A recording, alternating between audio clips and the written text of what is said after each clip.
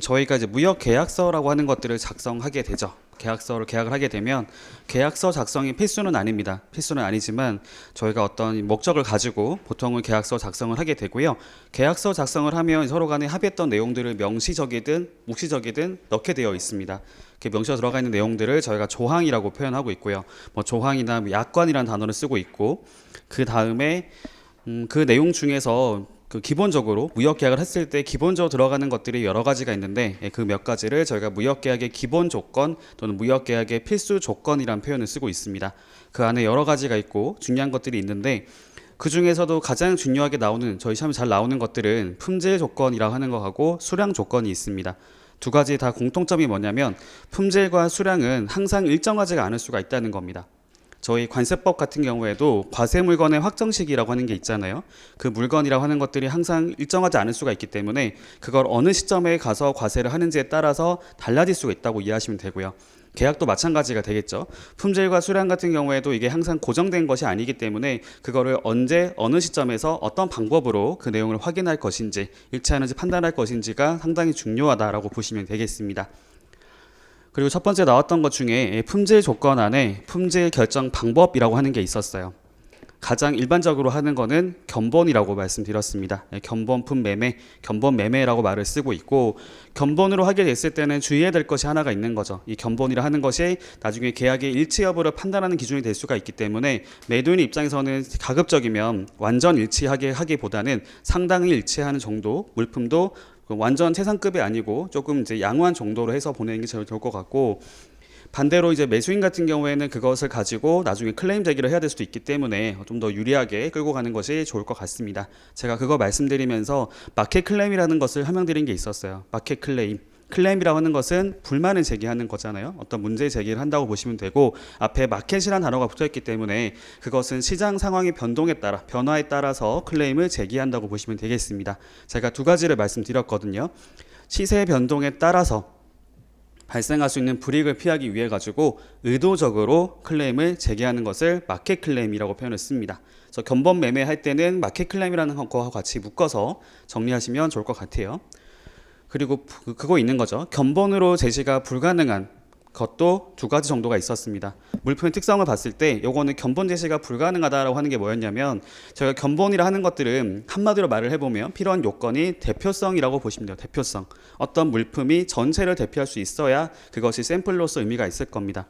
반대로 말을 하면 그 물품 자체가 대표성이 없는 물품이라고 했을 경우에는 그걸 활용할 수가 없게 되는 거겠죠. 그게 바로 표준품이라고 말씀드렸어요.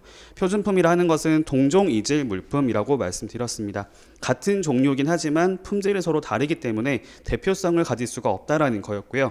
그 다음에 물품 자체가 샘플로 제시가 어려운 정도로 상당히 크거나 되게 거대하거나 아니면 상당히 어떤 성분이라든지 수치 같은 거 요구하는 형태로 가는 것들 같은 경우에도 견본 제시가 불가능하다 볼 수가 있겠는데, 그런 것들을 저희가 앞서 봤던 것 중에 이제 명세서 매매라고 하는 게 있었던 거죠. 명세서 매매를 가지고 거래하는 게 있었습니다.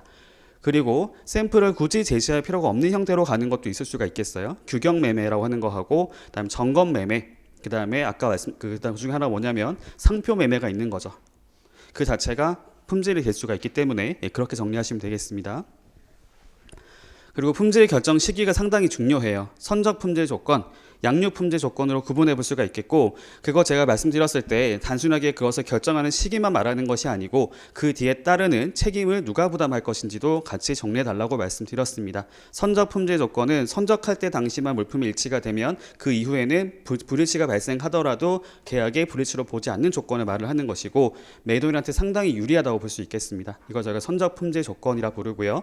반대로 물품이 도착했을 때 계약의 물품과 일치가 될 거 요구하는 것을 양육 품질 조건이라고 표현을 쓰고 있습니다. 이건 반대로 매수인이 상당히 유리한 입장에 있다고 볼 수가 있겠죠. 그거 관련해서 정리하실 때는 종류가 여러 가지가 있었는데, 일단 기본적으로는 그게 있었어요.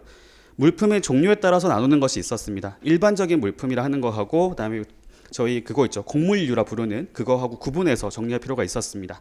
그래서 일반적인 물품 같은 경우에는 그게 있었죠. FAQ, GMQ라고 하는 것들, 그렇죠. 그다음에 곡물 같은 경우에는 이제 RT, SD 이런 게 나온 게 있었습니다. 그런 것들 같이 정리해 주시고요. 그다음 그것에 관련해서 그 증명 방법도 이 서베이어라고 하는 것은 별도의 어떤 기관을 통해서 하는 게 있었고요. 그에 따른 책임은 이제 각각 거기 거주하는 사람들이 그에 따른 책임을 가지고 있다라고 보시면 되겠습니다. 그리고 수량 조건 같은 경우는 상당히 중요했던 게 뭐냐면 그거 있었어요.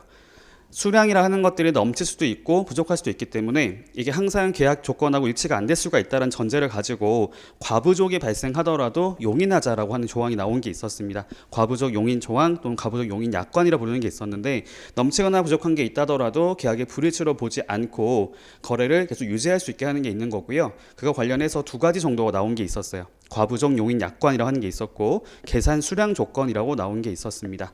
그거에 대해서는 서로 간에 합의한 게 있을 경우에는 합의한 대로 적용을 하지만 합의한 것이 없을 경우에는 중거법에 따라서 결정하게 되는데 신용장 거래를 하게 됐을 경우에는 UCP 600이라는 것에 가서 봤더니 관련 규정이 나오는 게 있어가지고 그걸 적용할 수가 있는 것이고요. 나머지 같은 경우에는 그런 게 없기 때문에 서로 간에 좀 분쟁이 발생할 수 있다 정도로 말씀을 드린 게 있었습니다. 그렇게 정리하시면 될 것 같고요. 나머지 같은 경우는 그렇게 중요한 게 많이 없었는데 지난번에 말씀드렸던 것 중에 요거 강조했었던 거죠. 불가항력 조항, 그다음 프러스트레이션이라고 하는 거하고 이행곤란 조항에 대해서 제가 강조한 게 있었고 요거는 출제가 될 수 있다고 생각하고 있습니다.